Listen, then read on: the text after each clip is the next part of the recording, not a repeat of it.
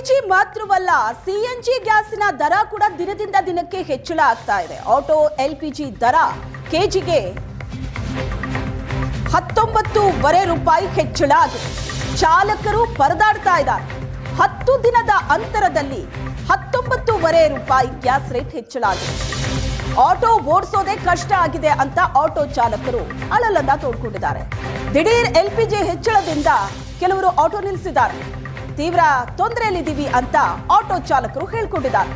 LPG ಮಾತ್ರ ಅಲ್ಲ, CNG gas ದರ ಕೂಡ ದಿನದಿಂದ ದಿನಕ್ಕೆ ಹೆಚ್ಚಳವಾಗ್ತಾ ಇದೆ.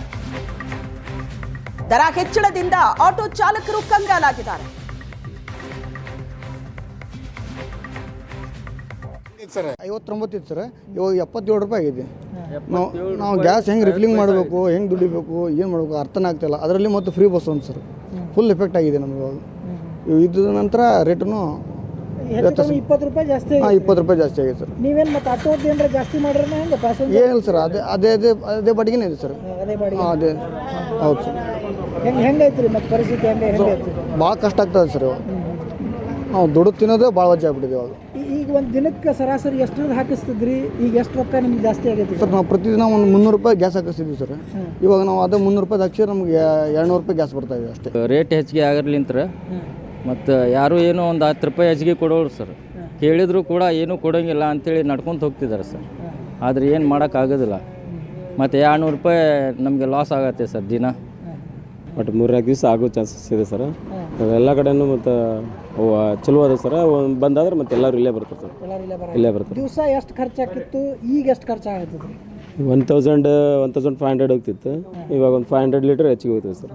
2000. ಹಾಂ ಇದು ಇದ್ದದ್ದು ಖಾಲಿ ಆಗಿದ್ದಕ್ಕೆ ಜಾಸ್ತಿ ಎಲ್ಲ ಖಾಲಿ ಆಗಿದ್ದಕ್ಕೆ ಇಲ್ಲೇ ಬರ್ತಾ ಇದೆ ಸರ್. ಏನು ಶಾರ್ಟೇಜ್ ಆಗೈತೆ ಅನ್ನೋ ಕಾರಣಕ್ಕೆ ಬರೈತೆ? ಇಲ್ಲ ಸರ್, ಅಲ್ಲೆಲ್ಲ ಖಾಲಿ ಆದರೆ ಮತ್ತು ಗ್ಯಾಸ್ ಸಿಗ್ತಿಲ್ಲಲ್ಲ ಆಟೋದರಿಗೆ, ಎಲ್ಲರೂ ಇಲ್ಲೇ ಬರ್ತಿದ್ದಾರೆ. ರೇಟ್ ಹೆಂಗೆ ಎಷ್ಟು ಜಾಸ್ತಿ ಆಗೈತೆ ರೀ ಈಗ? ರೇಟ್ ಅದು ಮೊದಲೇ 59 ಚಿಲ್ಲರ್ ಇತ್ತು ಸರ್, ಈಗ 77 ಚಿಲ್ಲರ್ ಆಗಿದೆ ಸರ್.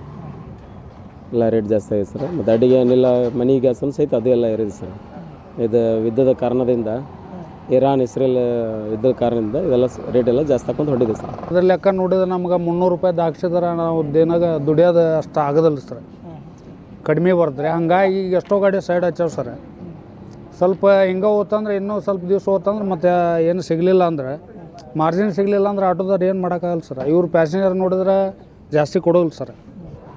ಅದ್ರ ಸಂಬಂಧ ನಾವು ಈಗ ಸದ್ಯ ಅರ್ಧ ಗಾಡಿ ಸೈಡ್ ಹಚ್ಚಾವ ಸರ್. ನಾವು ಹೋಗೋಣ ಅಂತೇಳಿ ನಾವು ಹೊಡ್ಯಾಕತ್ತೀವಿ ಸರ್. ಈಗ ರಿಪೋರ್ಟ್ ಗಾಡಿ ಎಲ್ಲ ಸೈಡ್ ಹಾಕಿದ್ದಾರೆ ಸರ್ ಈಗ.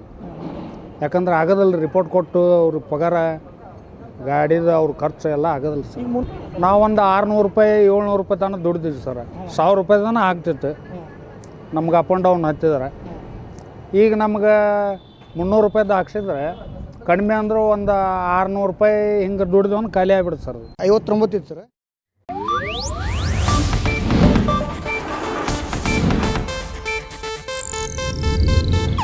ಇದು ಏಷ್ಯಾನೆಟ್ ನ್ಯೂಸ್ ನೆಟ್ವರ್ಕ್ ಪ್ರಸ್ತುತಿ.